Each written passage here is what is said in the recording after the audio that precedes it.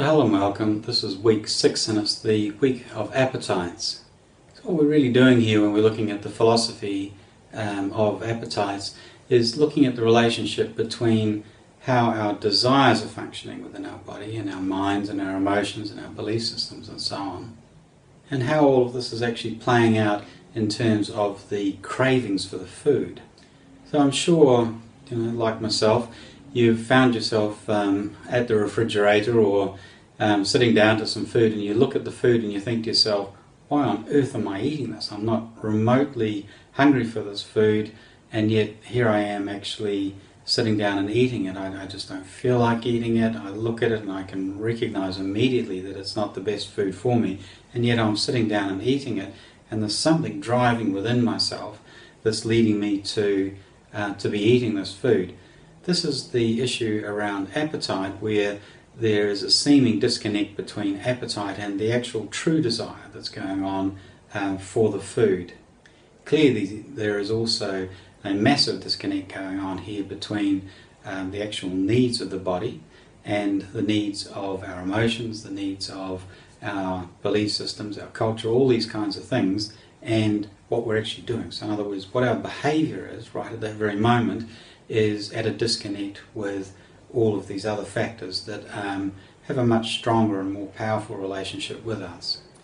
So it will come as no surprise to you to hear me say that our desires are extraordinarily interlinked with things outside of ourselves. So in other words, we're not remotely in control of our desires, and our desires, when you look at them objectively, don't add up. So the things which really come in and impact on our desires are matters like culture. Now these can be family culture, what you've grown up with, the belief systems, how you were taught to approach food, what your mother or father said to you about food and finishing food, and what you should be eating, what you shouldn't be eating, and so on and so forth.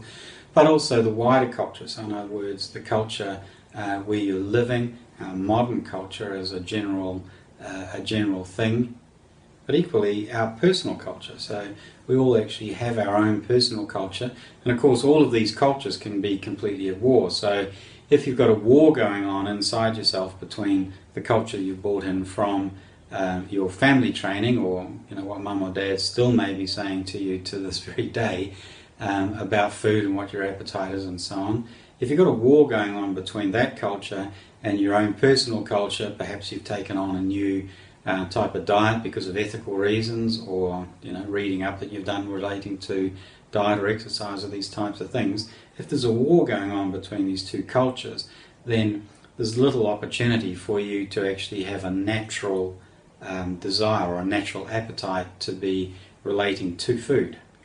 Along with cultures, another huge issue is just habit. So in other words, we have like very, very traditional habits that people have is that they need to eat breakfast, for example. So every morning when they get out of bed, regardless of whether they're actually feeling hungry or not, they sit themselves down to whatever type of breakfast it is that they're eating. And this type of habit-based process for eating is extraordinarily powerful and can be an enormous disconnect from what the actual true nature of the need within the body is. So another very, very large component which interacts and interferes with the natural appetite process is sensuality and sexuality. And you only have to watch an infant suckling, and you can recognize the beginnings of this joy relating to food. So this is the sensual experience of actually eating the food, and this goes on all the way through. So if you watch a cooking program, you watch them as the chefs are tasting it, or the judges, or whatever it is, the kind of cooking program that you're watching, as they're tasting the food, you can actually witness them being involved in a sensual process associated with that food. Even more potent is when sexuality gets involved in the process as well. So if there are sexual feelings associated with the food or the process of eating, or the experience of actually fulfilling the needs that are coming through with the food, then once again this is having a dramatic impact on any possibility for an objective approach to what your body is really hungry for at that moment. So we just talked about the appetite, for example, of sexuality, or sensuality for that matter as well, being confused with an appetite for food. So in other words, we've got, on the one hand, we've got a true appetite for food relating to the needs of the body, and on the other hand, we've, say, for example, got the needs of sexuality. So we need, we have these kinds of needs to do with sexuality, and we have these kind of needs to do with food. When they get confused, then you're really creating another whole series of issues for yourself. Now, there are many appetites that we have within our being, and these can be chemical appetites. So people with alcohol and tobacco and these kinds of things are the common way that people talk about these things. However, most foods actually have chemical markers or signals in them which have a tendency to be somewhat addictive, and one that is commonly talked about is curcumin, the pepper chemical. So this is a chemical that's in many peppers, and it is very addictive. So there are brain signalling processes that go on as you're actually eating this type of food. So you can have those types of appetites come in and impact on your your appetite as well. So another thing I just want to cover off really is that food is much more than just nutrition. So very important to understand that our appetite can actually be driven by very natural things which have got nothing to do with the nutrition value of the food at all. So if we just talk about the pure enjoyment, absolute pure enjoyment of eating, so the textures in the mouth, the way it feels, the taste, obviously, the smell of the food, all of these things can be absolutely pleasurable. And so what we're looking at is, rather than having the view of food as necessarily just being a box of chemicals that your body is needing at the moment, there is actually all of this other satisfaction which is so critical. So when we look at the food, and indeed within TRIM, one of the things that we do very directly and very purposefully is that we make sure that when we're sitting down to food, or we're eating food, however it is that we're actually taking it, that we are seeing it as being for pure pleasure.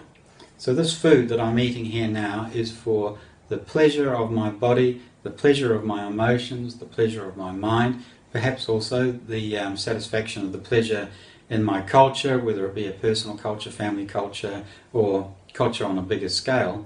But nonetheless, there's a very important aspect of it, and it's absolutely natural. It's completely natural to be having an appetite for the food for the purpose of actually satisfying these needs that we're talking about there. So these are not chemical needs, these are needs for pleasure.